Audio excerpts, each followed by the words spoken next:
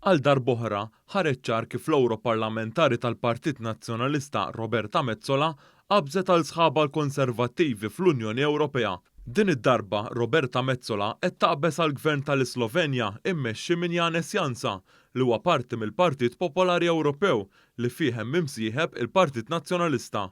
Il-gvern ta' Janša ħaf iddeħ il-Presidenza tal-Kunsill Ewropew mill-bidu ta' Lulju hekk ispiċċa t-terminu ta' 6 xhur tal-Portugal. Bħalissa fl-Unjoni Ewropea hemm kritika ħarxa fuq din il-Presidenza tal-Slovenja hekk kif fl-aħħar xhur il-Kummissjoni Ewropea akkużat lill-Gvern ta' Janša li qed jimmina lil ġurnalisti u s-saltna ta' dritt. L-aġir tal-Ewroparlamentari tal-Partit Nazzjonalista u sħaba l-Konservattivi ġie nnutat mis-sit awtorevoli Politico. Ir-rapport tal-Politico jgħid kif il-Konservattivi fl-Unjoni Ewropea jinsabu taħt pressjoni minħabba li tieħdu pożizzjoni fjakka fuq il-Prim Ministru Sloven Janez Janša.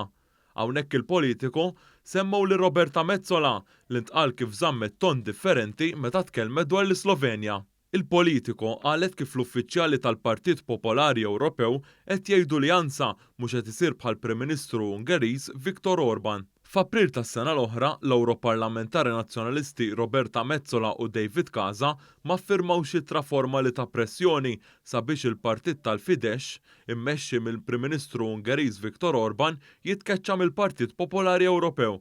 Din l-ittra waslet wara li kien hemm nuqqasijiet serji min-naħa tal-Ungerija fiż-żamma tas-saltna ta' dritt u tħaddin tad-demokrazija. Il-partit ta' Orban fl-aħħar mill-aħħar ma tkeċċix mill-Partit Popolari Ewropew, iżda telaq minn jeddu. Barra l-Ungerija, Roberta Metsola qabżet ukoll għal sħabha l-Konservattivi hekk kif hija qabżet ukoll għall-Gvern Bulgaru ta' Bojko Borisov.